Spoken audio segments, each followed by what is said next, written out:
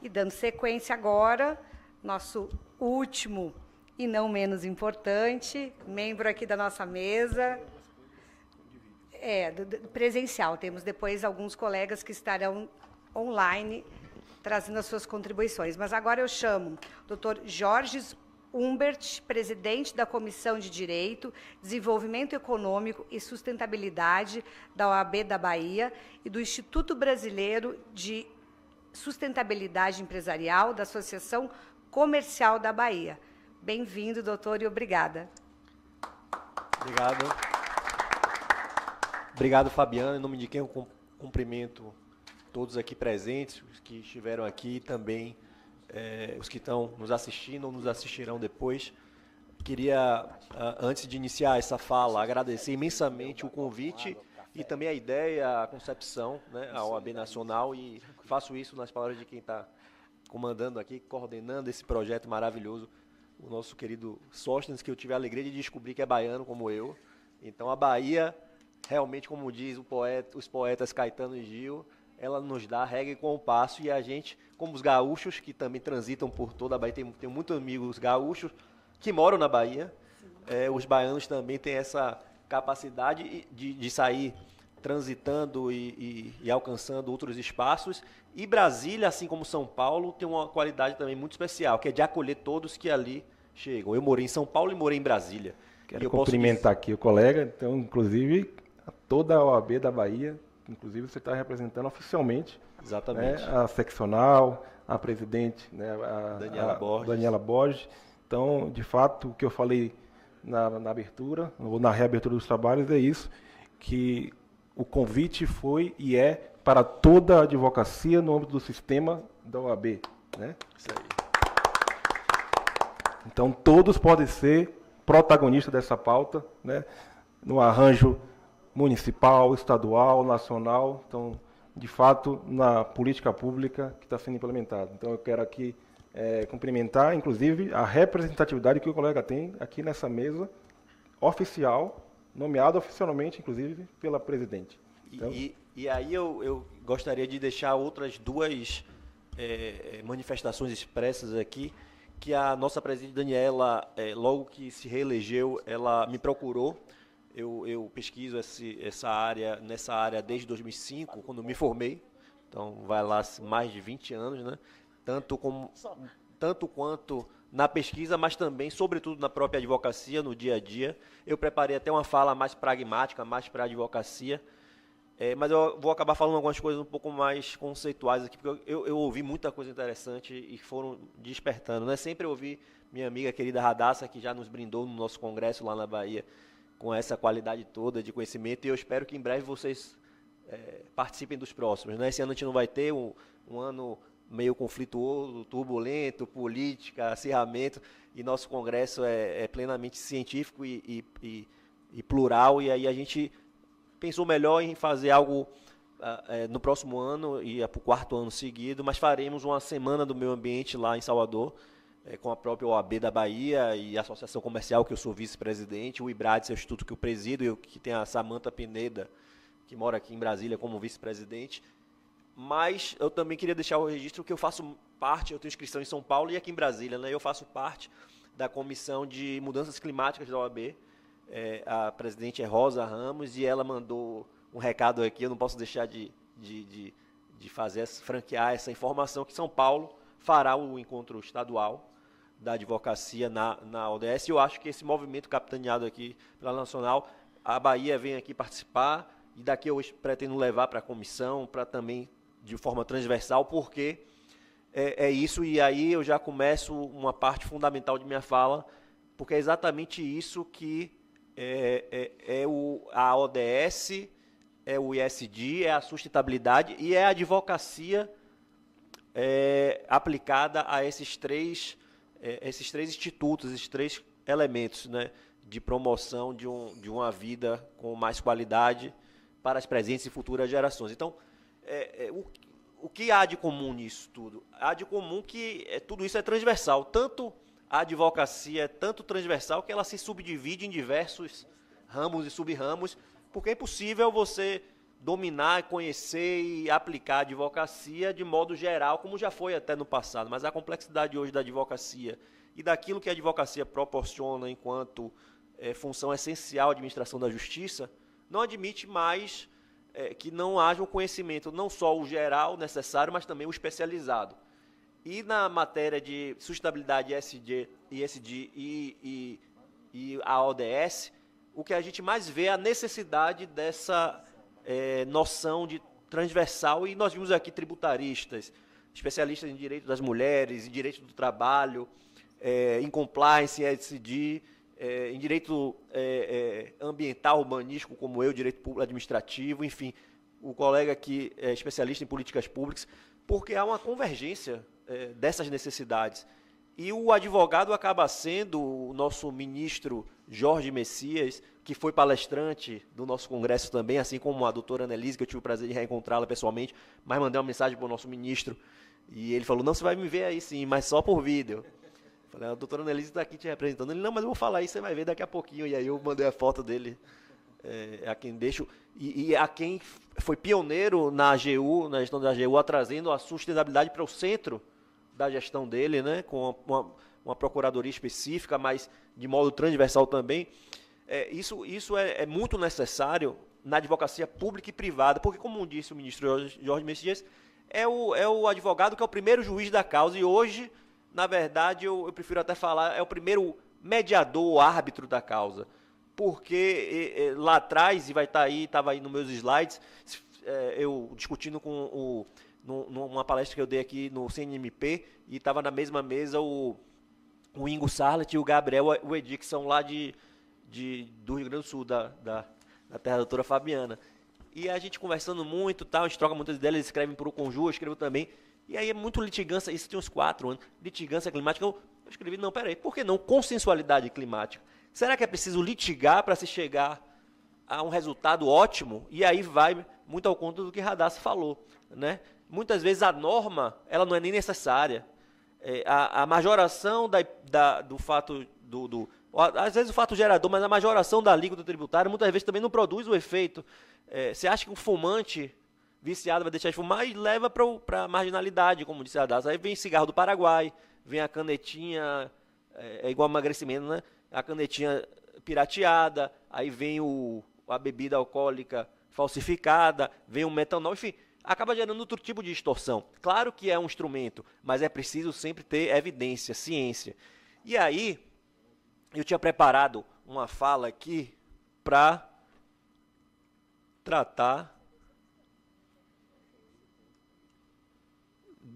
um by the book aqui, mas eu vi que todo mundo já está bem familiarizado com o tema, né? Enfim, eu ia fazer uma visão panorâmica, ia ficar um pouco maçante e demorada. Eu vou deixar o trabalho aí, isso aí eu tenho em um artigo que eu já escrevi sobre a questão das ODS e da advocacia, como a OAB participar, enfim, as barreiras que nós temos, né? E aí a insegurança jurídica, para mim, é a principal delas. Eu vou focar um pouco nisso, no que eu pretendo dizer. Os caminhos que a advocacia pode seguir, a gente pode integrar a agenda ao desenho de diversas operações empresariais, públicas e da sociedade civil. A gente pode atuar em rede, em parceria, como o Ibrades faz com a Associação Comercial e traz a Radassa do Legislativo, faz com a OAB, faz com o empresário, com os políticos e diversos outros institutos. Capacitação contínua, como o ministro Nardes, que também já foi nosso palestrante, eu tive o prazer de reencontrá-lo, ele foi no lançamento de meu livro, um dos palestrantes, lá em 2012. É fundamental. Pensar global e atuar localmente e territorialmente também é fundamental. Fazer a advocacia pro bono, e para mim é um dos momentos que eu mais enriqueço no sentido literal, não, mas no sentido sentimental da palavra, é um momento fundamental. Cada parecer, cada contrato, cada audiência, cada fala nossa enquanto advogado, cada caminho que a gente segue é fundamental. Mas aí, e eu quero com essa imagem falar o que eu acho que pode ser mais relevante para todos nós, para ajudar a advocacia e a própria construção dessas metas, indicadores e soluções concretas para 2030 o Brasil fazer mais e melhor em relação ao ODS, é que se você pegar as 17 ODSs, todas elas vão para uma mesma direção, a mesma matriz, que é aquilo que a gente chama de sustentabilidade. Vai ter ODS direcionada ao social, vai ter ODS direcionada às questões econômicas e vai ter ODS direcionada às questões ecológicas, climáticas, etc. E isso é o que a gente entende por sustentabilidade e o que a Constituição determinou por sustentabilidade ao prever direitos sociais, direitos econômicos e direito ambiental ou ao meio ambiente ecologicamente equilibrado para as presentes e futuras gerações. E se você, por sua vez, Radassa que gosta de evidência, pegar os números, os dados e for para as ruas e olhar essa imagem, que é a Amazônia, o Pantanal, cidades, favela, comunidade, criança no lixão, a gente vai ver que, economicamente falando, o Brasil podia ser melhor, mas ele é do G20 e ele está entre as 10 maiores economias do mundo. Economicamente, nosso principal problema é que a gente podia ser melhor ainda, podia ser a 5ª maior economia do mundo. O Brasil tem condições de melhorar muito economicamente, mas não é o cenário mais periclitante, salvo a alta concentração de renda e o alto número de pobreza. Mas há já políticas públicas encaminhando, e pelo que a gente noticia, o IBGE está informando, né, o índice de pessoas em condição de pobreza, de vulnerabilidade, vem diminuindo nas últimas décadas e o IDH aumentando.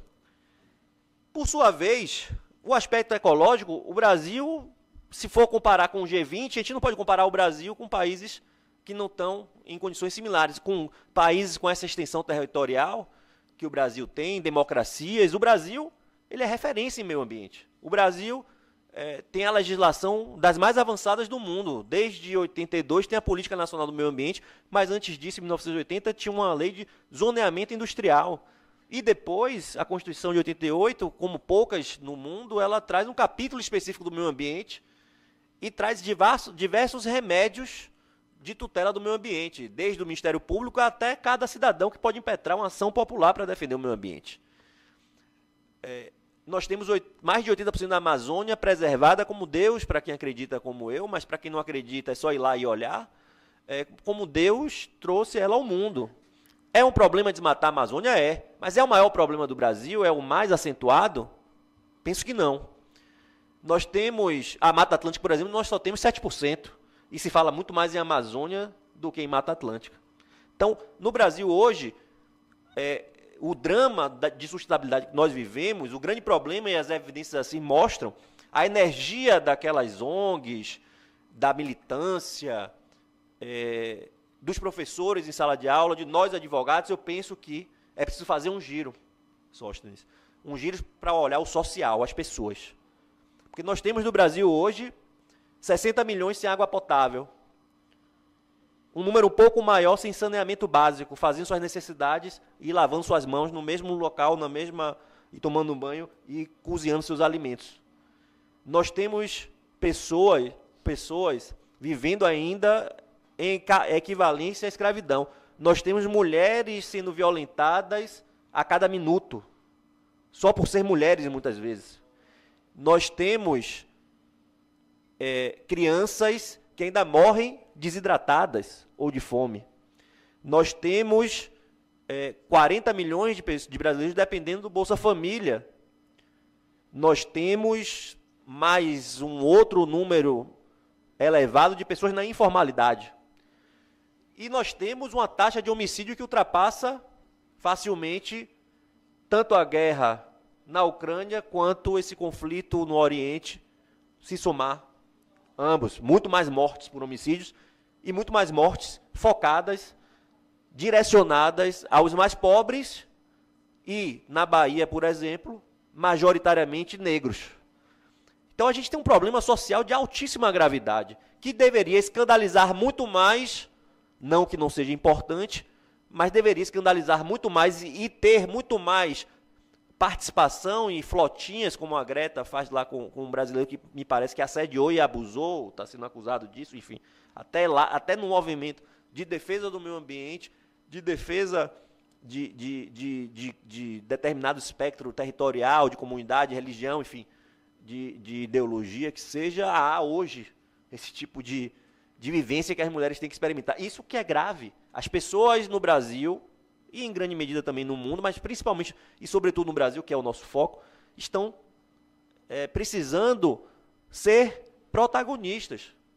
Não é salvando, não é a Amazônia que precisa ser salva, é o morador da Amazônia. No Pará, por exemplo, onde foi a COP, eu disse isso lá, os números são assustadores. Prostituição infantil, pedofilia, estupro, desemprego, moradores em palafitas. E aí a gente vê, todos os anos, a mesma notícia, desabamento de moradias com não sei quantos mortos. No Rio, na Bahia, diminuiu na Bahia até, no Rio Grande do Sul, no Rio de Janeiro, em São Paulo, Pernambuco. E aí a gente pega a notícia e vê, Pernambuco investiu 5, 6 vezes mais em publicidade do que em combate em prevenção ao desabamento, desmoronamento. Aí você pega e olha, faltou o quê? E aí você vê a conexão de tudo aquilo que eu falei desde o começo. Faltou preocupação com o social, e muitas vezes focou-se no ecológico somente, mas aqui faltou algo muito mais instrumental, faltou ISD.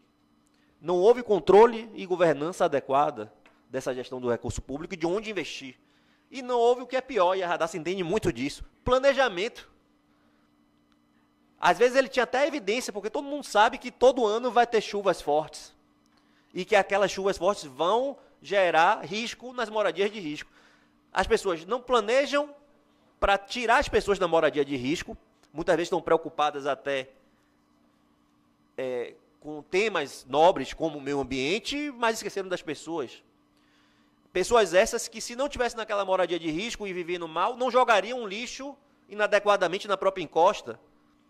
E, por sua vez, não iriam parar no hospital, gerando mais custos para o SUS. E, por sua vez, não precisava aumentar a carga tributária. Isso gera um ciclo prejudicial ao Brasil. Então, Sóstenes, querido amigo, colega advogado, o advogado é fundamental nisso. É fundamental porque ele tem um espaço, como a Radassa, desde os 8 anos de idade, de dar aula no IDP, como o colega mencionou. Talvez ela tenha seguido a linha do governador Zema, né, que quer que as crianças trabalhem cada vez mais cedo. E eu sou a favor, eu comecei a trabalhar com 15 anos e só me fez bem. Somos dois. Pois bem, não tem planejamento, mesmo tendo evidência. E quando tem evidência e tem planejamento, não foi captado o recurso. Por quê? Porque precisa de projeto. E quando tem projeto, tem planejamento, tem evidência, se sabe o que precisa fazer e tem o recurso, foi captado, tem desvio, aí te volta de novo para decidir. Governança, controle, transparência, ética, combate à corrupção. E no assim como na sustentabilidade. O colega falou tudo, abordou tudo em uma frase. E como Sóstenes, repare isso, e como tem um problema no S da sustentabilidade, o problema maior não é o ambiental, como todo mundo acha, não é o econômico, como aqueles que também pensam a economia como sendo o principal motor, e sem dinheiro a gente não faz nada também, não faz ISD. Então a gente tem que acabar com essa frescura também de negar o negacionismo do capital. Não, o capital está aí, até a China virou capitalista e salvou milhares da fome e da pobreza lá. Então, assim, a gente precisa colocar essas situações claramente e dizendo o instrumento ESG está a serviço. E, assim, mesmo antes de ser chamado de ESG, o Brasil já foi protagonista, porque no artigo 37 da Constituição, desde 88, diz moralidade, publicidade, impessoalidade, eficiência. Isso é ESG na veia. É você não deixar roubar, controlar os gastos, planejar, ser eficiente na gestão desse recurso, dar transparência, porque é a melhor forma de controle, ter controle interno e externo, e, ao final, promover isso sempre em favor daquilo que o professor Celso Antônio Bandeira de Mello sempre dizia nas minhas aulas de mestrado e doutorado na PUC. Eu não comecei com 8, não, Radassa, mas eu comecei com 23. Aos 28 eu já era doutor, aos 30, pós-doutor. E aí ele dizia muito, isso me marcava muito, o interesse público. E o que é o interesse público? É do governo de plantão do governante de plantão? Não. É do Estado? Também não. É o interesse de cada um de nós na soma de todos que forma a coletividade. Então, eu acho que a partir desse dia, eu espero que isso possa entrar na nossa mente de vez. E como eu falava em 2008, na minha dissertação de mestrado, função sustentável da propriedade urbana. Em 2012, função sustentável da cidade.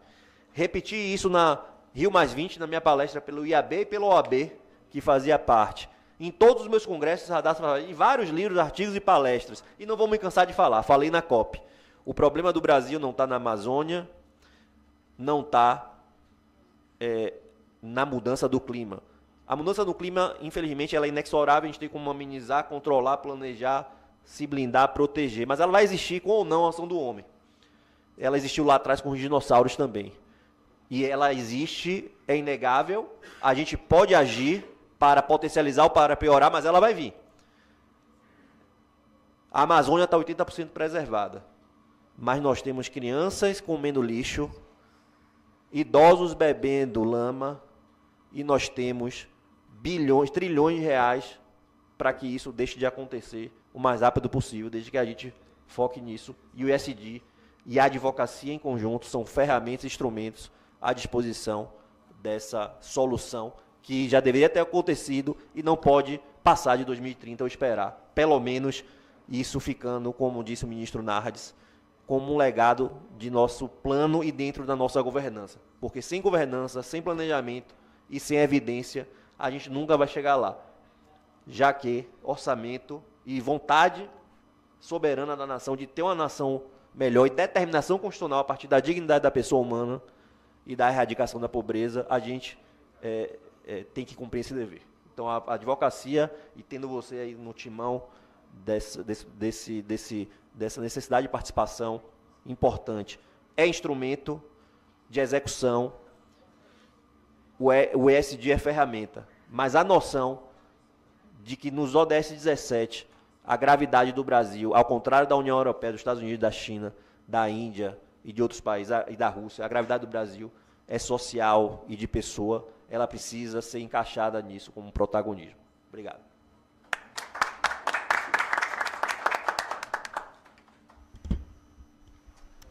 Doutor Jorge, obrigada pela sua contribuição, trazendo aqui para a gente as diferenças sociais do nosso Brasil, né?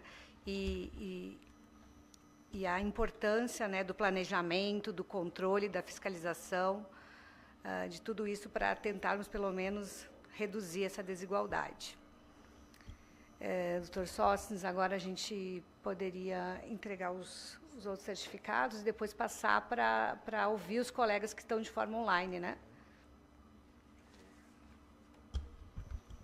Vou fazer essa conexão entre os painéis, isso, né? Mas vou fazer aqui um arranjo, umas fotos.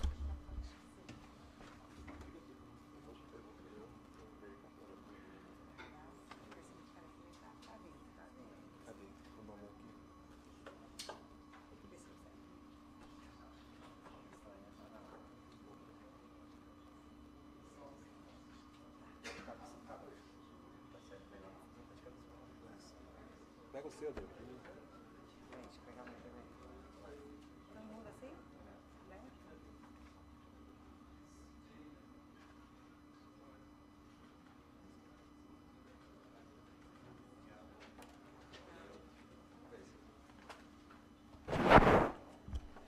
A professora Radassa vai precisar?